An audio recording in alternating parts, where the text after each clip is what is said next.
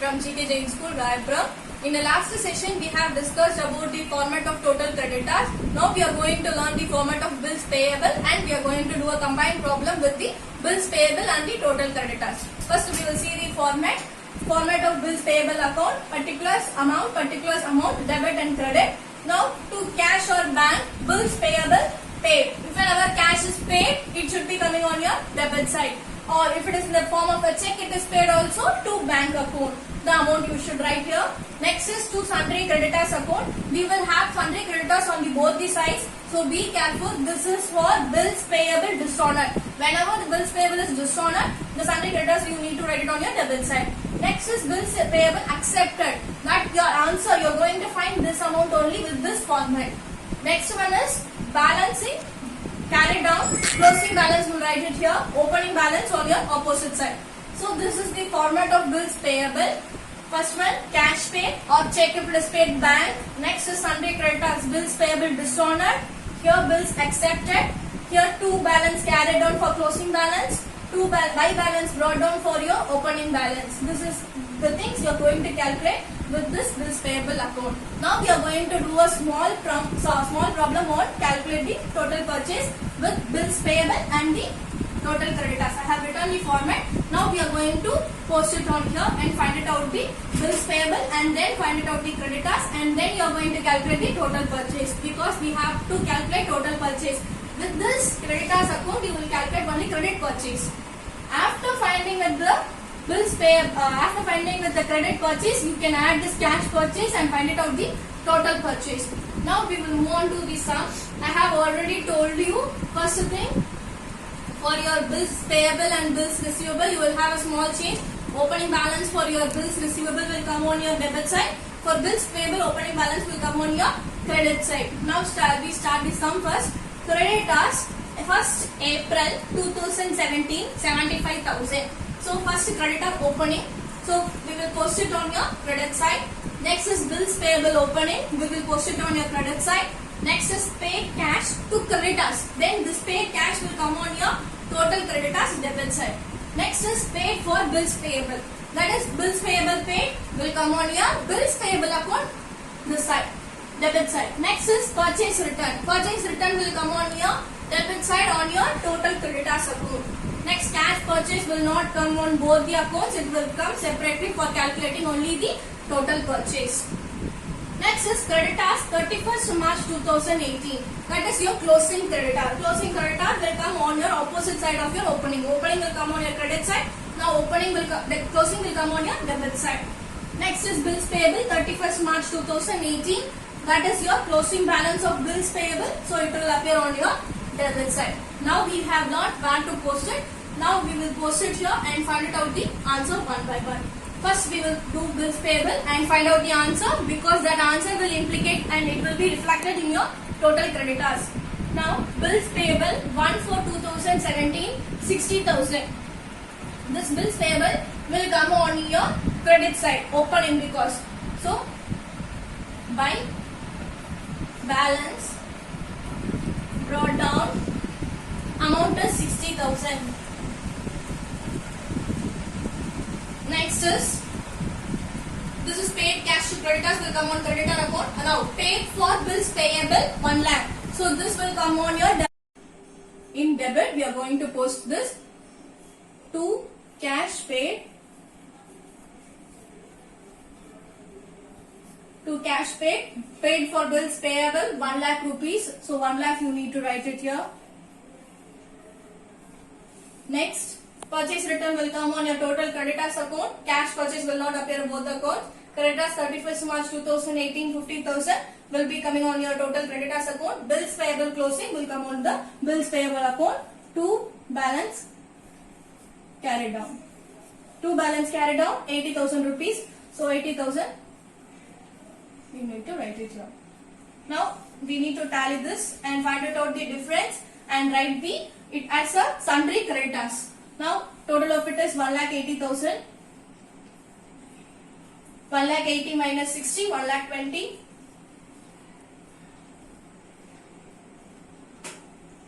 Now by sundry creditors it is nothing, bills accepted. Because I have already told you in the format itself, you need to write it in the bracket whether it is bills accepted or bills dishonored, because we have both the sides sundry creditors. So we need to write it in the bracket. Now this is the balancing figure, we have found it out. Now we will move on to the total creditors account. Creditors 1st April will be coming on your credit side, 75,000. Buy balance brought down, 75,000. Next is paid cash to creditors, 3,70,000 to cash pay, 3,70,000. Next is purchase return, 15,000 to purchase return. For the purchase return also we have a different terminology, return outward. Purchase return 15,000. Next is cash purchase bill not. Now closing balance, creditors 31st March 2018, 50,000 to balance, carry down 50,000. Now one more amount we need to take is sundry creditors on the buy side, so it will be appearing on the two side, two bills payable account, 1,20,000. Now we need to add this and find out the difference, and finding out it you will get it the credit purchase, 3,70,000 plus 15, 3,85,000, 3,85,000 plus 50,000, 4,35,000 plus 1,20,000, 5,55,000. Now we need to find this difference with this and find it out the amount. So 5,55,000 minus 75,000, 4,80,000.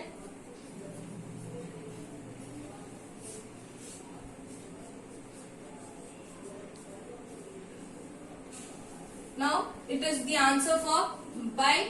If you write purchase account in the bracket, you need to mention credit purchase. If you are writing credit purchase straight away, no need to mention anything on your bracket. Now we will write purchase account. In the bracket, we are going to write credit purchase. So now we have find out the credit purchase. Now it is the time for us to calculate the total purchase. So total purchase formula is, for the whatever you learn for the sales, same formula. For the total sales is equal to cash sales plus credit sales. Now for total purchase also, cash purchase plus credit purchase.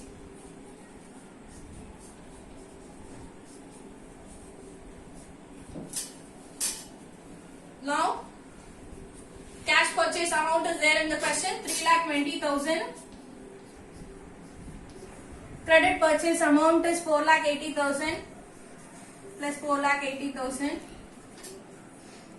Now total purchase is equal to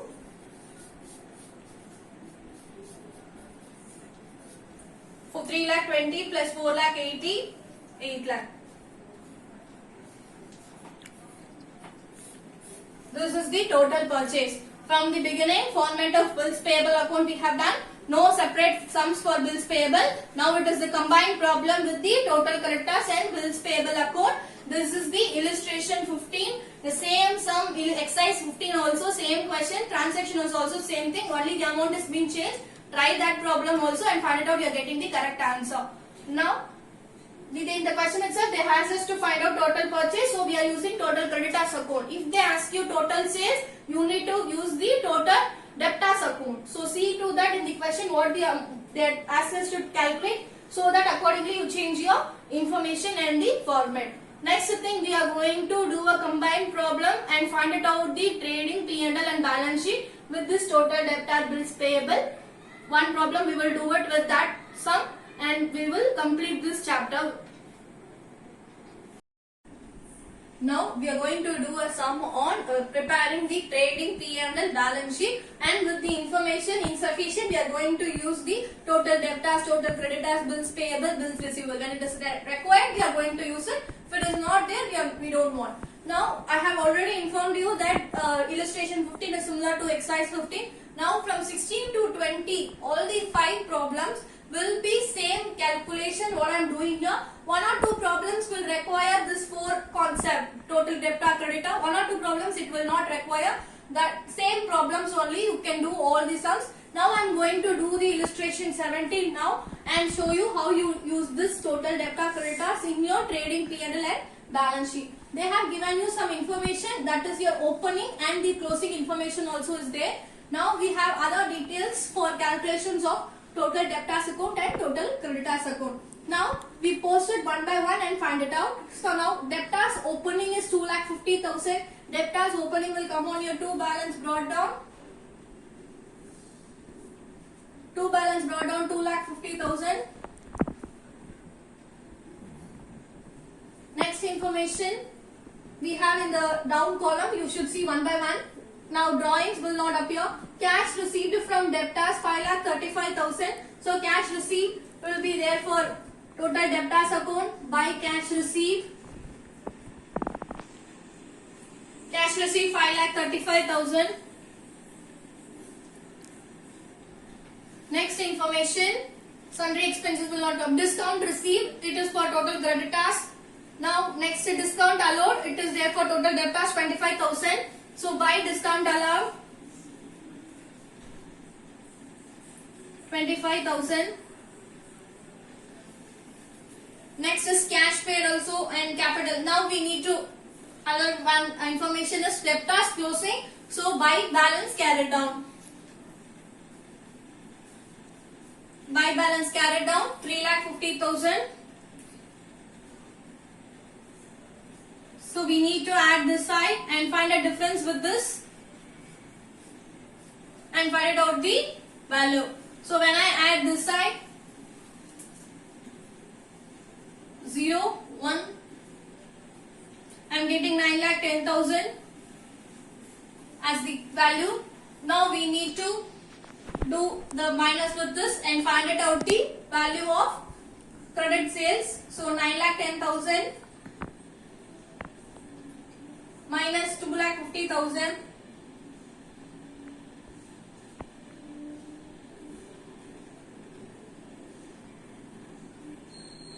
Six lakh 60,000 is your to credit sales. If you want, you can write it straight away. Otherwise, sales account in the bracket credit sales. So 6,60,000 is your credit sales. 9,10,000. Now we have find it out the total debtors account. Now we move on to the total creditors account. Now we will post it one by one. Creditors opening, closing. So opening creditors for 1,50,000. Already I have told you credit. So opening will be there on your credit side. By balance brought down. The value is 1,50,000. Next you have closing, that you will write it here. Later on we will write it. Others all things we will post it. Discount received will come on the your debit side. So to discount received. Discount received value is 20,000. So 20,000 is your posting here. Next is cash paid to creditors 4,50,000. So to cash paid 4,50,000. Next is the last information, creditors closing. So 1,75,000. So to balance carry down 1,75,000. Now we need to tally this and find it out the credit purchase. Already we have find it out credit sales. Now we have to find it out credit purchase. So when we add this side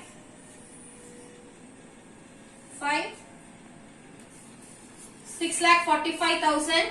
With this you need to subtract 1,50,000 and find it out the credit purchase.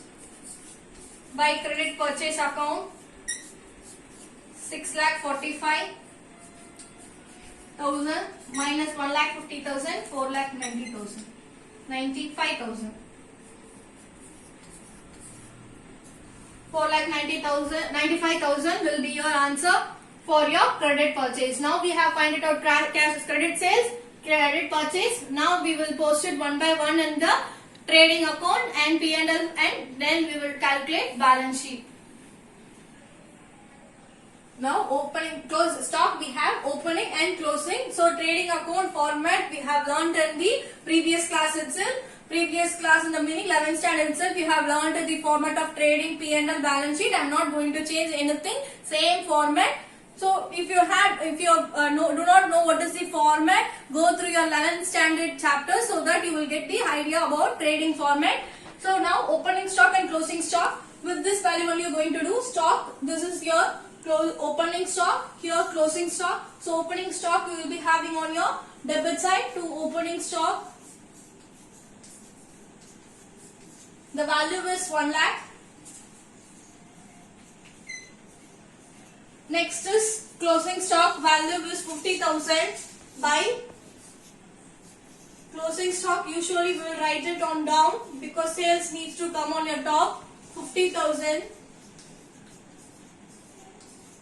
Next is your purchase. You will write it on your debit side. Purchase, we have found it out, credit purchase. We don't have any cash purchase. If we have cash purchase, we need to add and write it here. We don't have cash purchase, so straight away credit purchase, we will write it on your debit side. So to purchase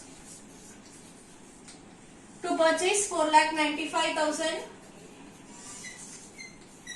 Next is we have credit sales. We have found it out using our total debtors account. So credit sales will come on your sales account. So sales 6,60,000. Next information, any other information related to trading account if you have, we need to write. Drawings will not appear, discount received, discount allowed. No other informations we have related to trading account. So straight away we will start calculating our gross profit. So 6,60,000 plus 50, 7,10,000. So 7,10,000 minus 5,95,000 will give me 1,15,000. So this will be your gross profit. This is it needs to be transferred to P&L account. Very important thing is you need to write it here. This will be transferred to P&L account or it will be your balancing figure. So 7,10,000. So this is, we have calculated trading account. We move on to P&L account. So this gross profit needs to be transferred to P&L account. It is there on two sides, opposite side of it by.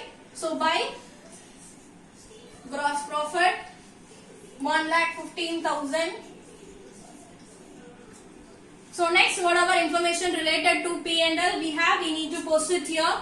See here, in discount received you have, so 20,000. So discount received will be coming on your credit side. So by discount received value is 20,000. 20,000 you need to post it here. Next is discount allowed, 25 will come on your P&L. So to discount allowed, value is 25,000. Next information we have is sundry expenses, 30,000. To sundry expenses, we have the value of 30,000. That's it. Any other information related to P&L we don't have, so we will stop with this and calculate the net profit. So we have the larger value this side, so we need to add this side. So 1,50,000 plus 20, 1,35,000. So 1,35,000 minus 55,000, you will get your answer of 80,000. So this 80,000 will be your net profit. So 1,35,000 is your balancing. So you will write it here. Now this in this bracket also you need to specify it is transferred to capital account, because in the balance sheet we will use this information. So this will be posted in your capital account. So we have calculated gross profit, then we have calculated net profit by using the format of the trading and P&L. Last thing we are going to calculate is balance sheet. With the information given in the questions, we are going to use this and find it out the balance sheet. Now we last need to calculate this balance sheet. Liability side we will have creditors. Now whatever the information you are going to use it for balance sheet is only the closing date. This opening date will be used only for calculations of the opening capital. In the question itself, this sum they have given you straight away opening capital. If they forget to give or if they are not giving your opening capital, you need to calculate opening capital for your balance sheet. So now whatever the information you are going to use is only closing date. So stock will appear 50,000 will appear on your asset side. So stock 50,000. If any other adjustments needs to be done, you need to write it in your before amount column, and after making adjustments you have to write the answer at the last. Next one, debtors 3,50,000. So debtors will also come on your asset side. Debtors 3,50,000. Next is cash 40,000. That is also your assets. So cash 40,000. Next information, furniture 10,000. So furniture also is on your asset side. So furniture 10,000. Now other information, creditors 1,75,000. Creditors 1,75,000 will be there on your liability side. Next is drawings. Drawings you will make adjustments with your net capital. So we need to write capital first. So capital 2,35,000. 2,35,000. With this first thing you need to add your net profit that you have calculated in your trading and P&L. So net profit plus net profit is your 80,000. So you need to add this 80,000 along with it. So when I add, I'll get 3,15,000. Next is drawings 40,000 needs to be subtracted with it. So minus drawings. Drawing 40,000. Why I am writing it in the inner column is that I am making some adjustment with it. So I am writing in the inner column. After making adjustment, I will write the answers at the last. So 3,15,000 minus 40,000. You will get the answer of 2,75,000. So 2,75,000 will be your capital account. So you will write it straight away. If you want, you can write it straight away in the outer column. Otherwise, you can write it. For your clarification, you can write it here. Otherwise, you can write straight away in the outer column itself. Because no other adjustments, we are going to do it in the inner column. If you want, you can write it here also, no problem. Because only for the calculation, you will use it the amount at the last column. So we are going to add it, find it out whether it is getting tallied or not. So when I add this side, I will get the value of 4,50,000 I am getting on the liability side. In the balance sheet, every time liability should be equal to asset side. So we will verify with it. 10, 40, 50, 3,50,000, 4 plus 50,000, 4 lakh, 4 lakh plus 50,000, 4 lakh 50,000. So I am getting the answer is equal. So by that the sum is over. We are getting the correct answer because assets and liabilities are equal.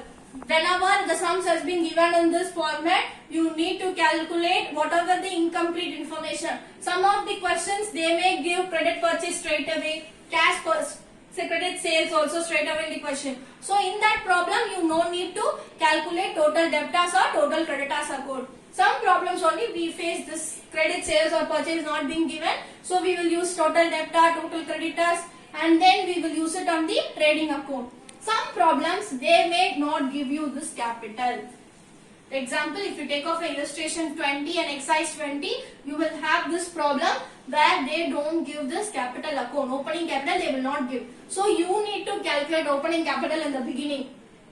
How we will calculate in the first session of this itself, I have given you, I have done a problem also this in the statement of affairs. Opening capital we have find it out. That opening capital only this is the same format. If you want, you can check in the part 1 also. I have done the problem with it. So you find it out the capital and then you can proceed with this sum. Other all information they will given in the problems. So 16, 17, 18, 19, 20, all the 5 problems are same in nature. Some problems will be quite different. That difference also I have told you now. By this the chapter is over. Accounts from incomplete records we have done all the models. beginning from statement of affairs, we have pointed out for finding out the calculation of profit or loss. We are calculated, I have given you some shortcut also for that, and we have done a problem to calculate the opening capital. Next we have done 4 format, that is total debtors account, total creditors account, bills payable account, bills receivable account, and combined problem also we have done. Now this problem is the overall calculation of trading P&L and balance sheet. This is the last of the session. Now in the next session, upcoming session, we will learn on commerce in the next upcoming sessions. Admission is going through online for our school, www.gkjainschools.org. Visit our website and get the information. At the end of this video also, I have made a poster, so you can check the number and make a call of it. Thank you.